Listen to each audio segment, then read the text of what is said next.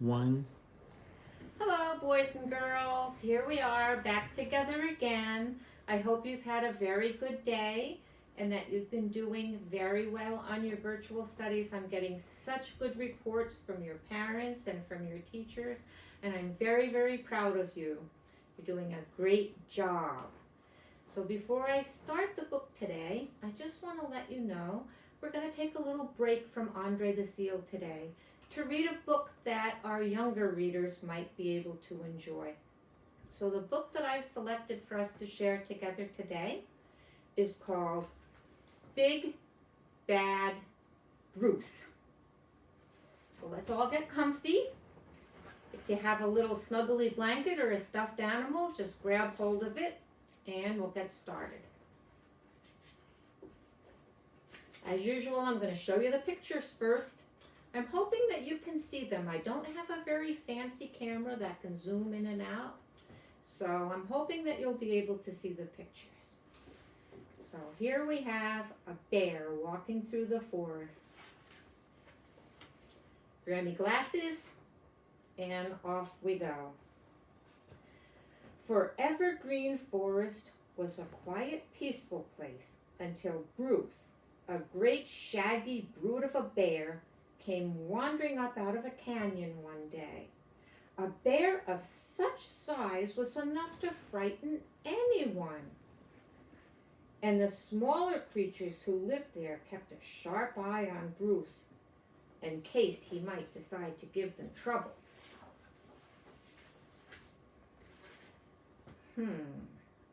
Let's see what Bruce is all about here.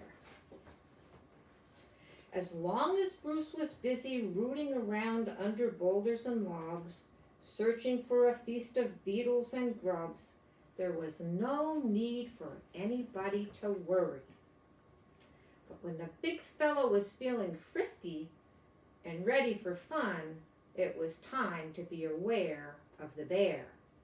What Bruce called fun was to scare the wits out of everyone. Oh boy, I can see why they'd be concerned. The most fun of all for Bruce was rock tumbling. There were lots of rocks in Evergreen Forest, great jumbles of them. With a swipe of a paw, the bear sent them tumbling down the steep slopes, 3 and 4 at a time. The tumbling rocks shattered logs and flattened bushes and trees, leaving no place for the rabbits and the quail to hide. So they took off in a panic to go leaping and dodging and flying in every direction.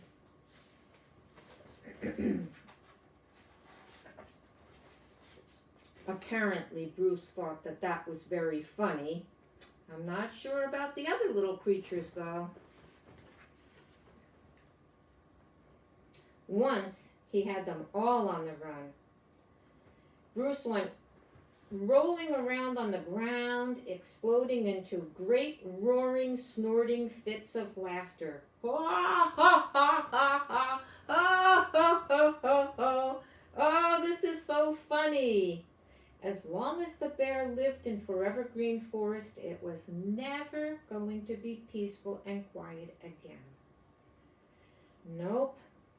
And for all anyone could see, he had definitely come to stay. Then, one afternoon, Bruce made an awful mistake, a terrible blunder. He came across a huge boulder resting on a bluff, and he decided he was going to give it a ride. It looks like he was going to try to use a rock for a sled. I'm not sure that's a great idea, but let's turn the page and see.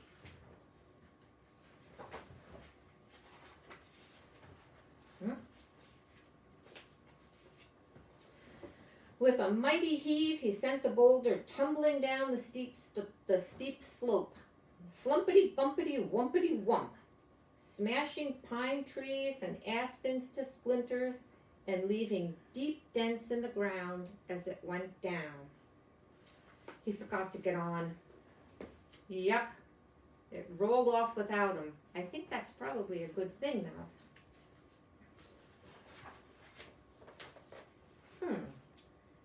becomes a person. In one last big bounce, it landed, ker-plump, in the berry patch, just missing an old woman and her cat by a whisper. It was Roxy, a crafty little witch, who was out picking blueberries with her cat Clinker.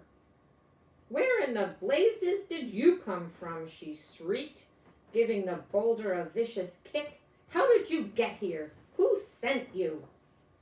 Just then a raucous roar of laughter echoed through the pines, and in a twinkle Roxy caught sight of the bear on the bluff.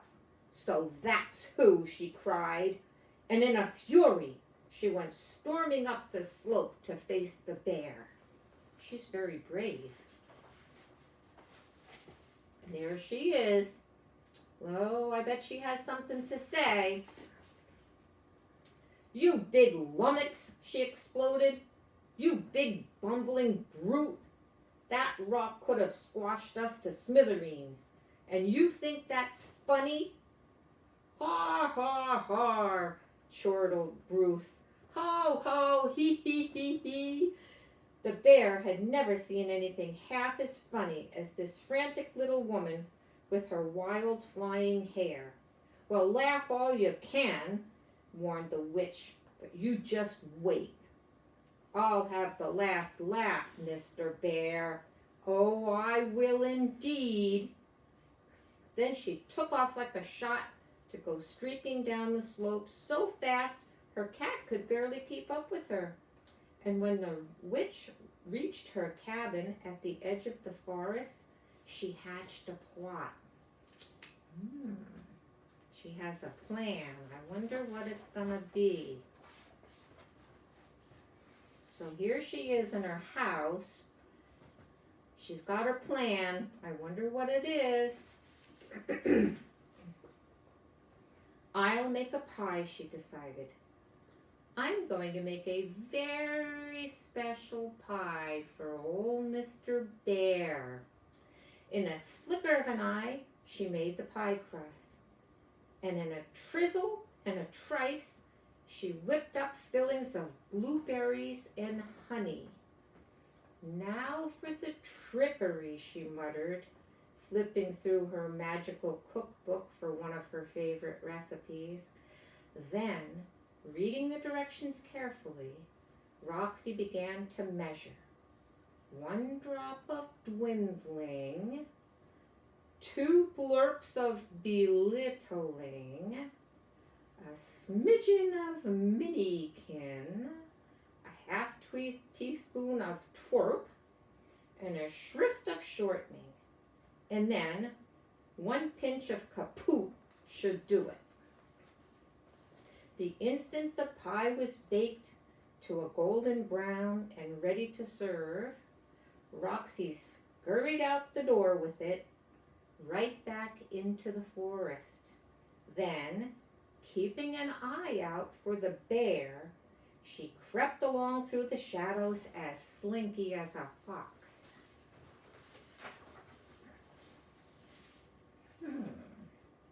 I think she's setting a bear trap. Let's see. When she reached a small clearing near the spot where she had met the bear, there wasn't a sign of him anywhere.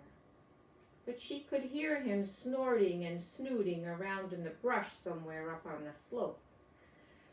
Quickly, she picked out a pine stump, jerked off her apron, and flung it over the top, and then put the pie on it. Yeah, that's what she did. She made like a little table for the pie. It looks very, very appetizing. The table's all set, she whispered. Now, skit-scat, kitty cat, let's get lost. And they ducked down behind a log, just a hop, skip, and a jump from the stump to wait for Mr. Bear.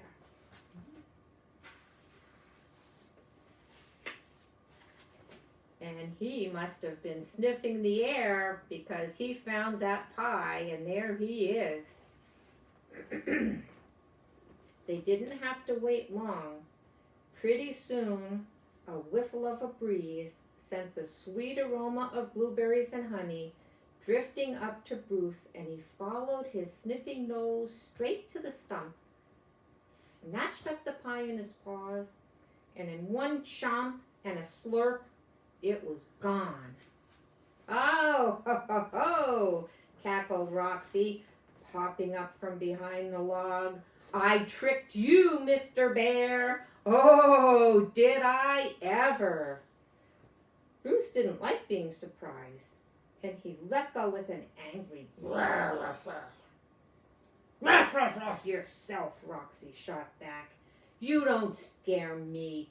You don't scare me one bit, Mr. Bear. Just watch out that you don't get pecked to bits by the quail or stomped on by a rabbit. Huh, snorted the grumpy bear, and he wheeled around and lumbered off into the underbrush. Oh, I guess the pie filled him up and made him feel a little bit sleepy because it looks like he's taken a nap.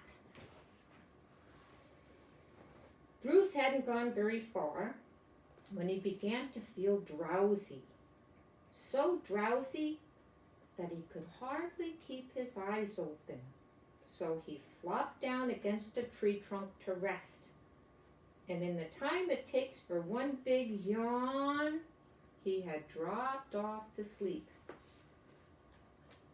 While the bear slept, he gradually began to grow smaller and smaller and smaller, inch by inch, little by little. Bruce dwindled away. He kept shrinking and shriveling until he was down to the size of a possum.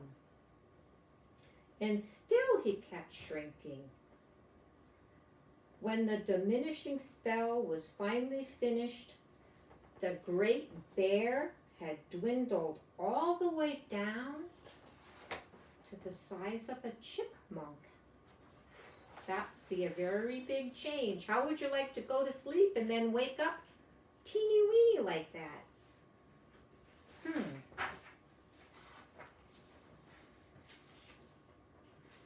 So now it looks like he woke up, and he's so tiny, everyone else looks gigantic. Bruce was awakened by a sharp peck on the hand, and with an angry growl that came out like a squeak, he reared up, all ready to fight. But when he found himself nose to beak with the giant quail, Bruce backed off to gape in amazement. He just couldn't believe it. Then, as the bewildered bear looked around, he was surprised by 3 more giant quail and a huge pair of rabbits.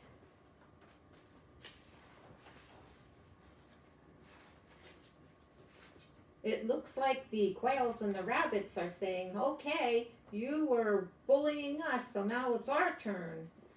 I'm not sure I really like that, but let's see what happens. The rabbits and the quail recognized Bruce as they closed in to attack. He quickly turned and went plowing headlong into the tangle of brambles. But there was no chance of outrunning the rabbits and quail in a thicket. They were close on his heels, pecking and stomping the bear with a fury. Bruce didn't dare try to fight back. He kept ducking and dodging his way through the brambles, frantically searching for some place to hide. Maybe a gopher hole or a flat rock to squeeze under. Any place at all. Any place at all. So, it looks like he found a place, but it wasn't a gopher hole. At last he stumbled into a forest of cattails at the edge of a creek, and in a flying leap he flung himself into the water. Kersploosh! And bobbed up well beyond reach of the rabbits and the quail. I guess they don't swim well, so he felt like he was safe. Bears are very good swimmers, you know. Then, kicking and thrashing with all 4 feet, Bruce headed for the opposite bank, which was a long swim for a tiny little bear. About halfway across, a sudden swirl of current sent him spinning round and upside down and under the water. Oh, he is having a tough time. Whew. I'm glad he got out. I was getting a little worried there for a minute. Bruce was about to be swept down the twisting creek and away forever when he grabbed onto a rock and managed to haul himself out of the water. Then the bruised and bedraggled bear sprawled out on his belly, choking and wheezing and snorting out bubbles, until at last he was able to breathe. Oh, I bet he was really frightened. For a long time he lay there staring into the swirling stream, trying to figure out what could have possibly happened to make him so small. He wondered if it might have been something he ate. Suddenly he remembered the blueberry pie and the fierce little woman who had warned him, "You better watch out. You don't get pecked to bits like a quail or stomped on by a rabbit." Oh, now it's all coming back to him. He thought it was a big joke, but now he's realizing, uh-oh. All at once, Bruce realized that he had been tricked by a crafty old witch, shrunk by her magic spell. Oh, now nighttime's coming. Oh boy. By this time the sun had gone down and deep shadows had crept across the creek. A chilly breeze rippled the dark water, and the soggy wet bear shivered and shook from the cold and also from fright. Bruce knew that the night hunters were already out on the prowl, and now he was fair game. The jittery little bear sat up on his haunches, looking all about in the darkness for any signs of danger. He looked everywhere but up, or he would have seen the frowsy old owl peering down from a tree limb above. The fuzzy little brown thing on the rock was a choice tidbit for the owl, and he was just about to swoop down when all of a sudden, oh, here comes the old witch and her kitty again. Let's see what she has to say.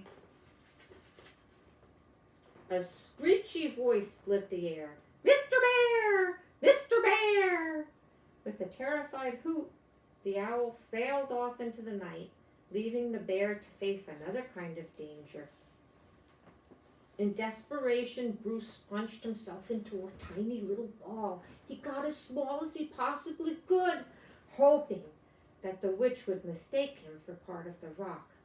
But there was no chance of fooling old Roxy, and holding her lantern out over the creek, she spotted the bear in a flash. "Oh," she crackled. "There you are, Mr. Bear. No bigger than a minute. Quick, quick, quick, Clinker. Go fetch him. Skit-scat, skit-scat."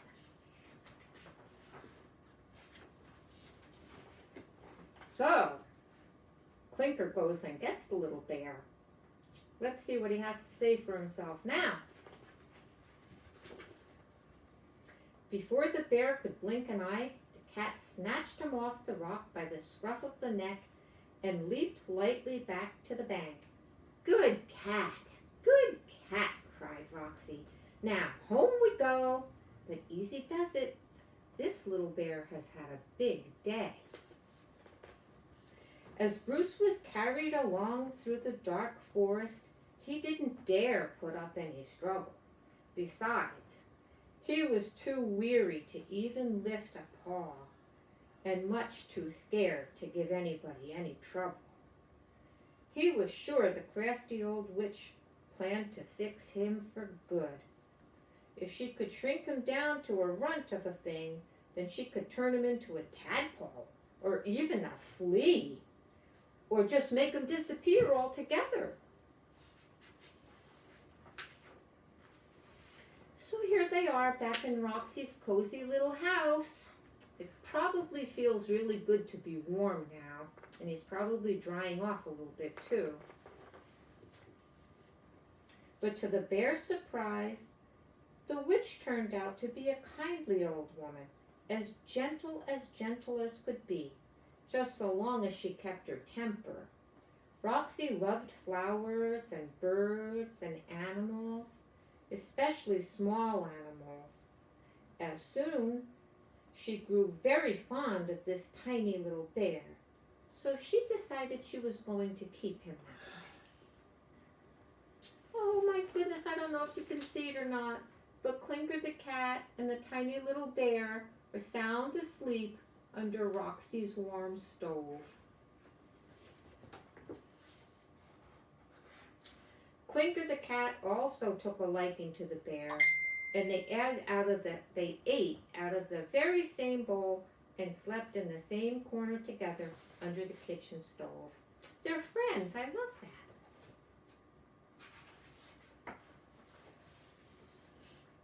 And this is the last page, and I'm very excited and anxious to see what happened to this little bear. How about you, boys and girls? Let's see. We'll find out together. Little bears have short memories, and in a few days, Bruce forgot all about ever being a giant of a bear. For all he knew, Roxy's flower garden was a beautiful, leafy green forest with plenty of room to roam. Whenever the tiny bear was feeling frisky and ready for some fun, he flipped pebbles around as if they were boulders, just to scare the wits out of the grasshoppers, the beetles, and the caterpillars. From a bug's eye view, Bruce was a great, big, hairy, scary, horrible brute of a beast. What a silly little story. I enjoyed that. It didn't end anything like I thought it would. How about you, boys and girls? I kind of liked this book. It was exciting. So, when we come back together the next time, I'm going to do a few more chapters of Andre the Seal. I'll be reminding you of where we left off, so if anybody's catching up, they'll be able to stay with the story a little bit. And I've been meaning to tell you folks that if you wanted to send Grammie's Book Nook a little note, or maybe draw a picture and have your mom and dad take a picture of it, you could send it to me on my email. So my email is rhodeislandgrammie@gmail.com. So if anyone wants to send me something, even a picture of your beautiful smiling face, how happy would that make me? That's where you can send it, rhodeislandgrammie@gmail.com. So boys and girls, we're going to wrap it up for today. We'll be back again next time, but get ready. And remember, when you're washing your hands, roll up those sleeves so you can wash your wrists and all around. Make sure your water is as warm as you can have it without feeling bad. Make sure that you do under your nails and between your fingers. And sing along. Are you ready? Here we go. Wash those germs away. Strong and healthy every day. I make wise choices so I stay well. Gonna wash those germs away. Wash those germs away. Strong and healthy every day. I make wise choices so I stay well. Gonna wash those germs away. I make wise choices in every way. Gonna wash those germs away. Goodbye, all my special friends. I love sharing time with you, and I will see you next time. Bye now.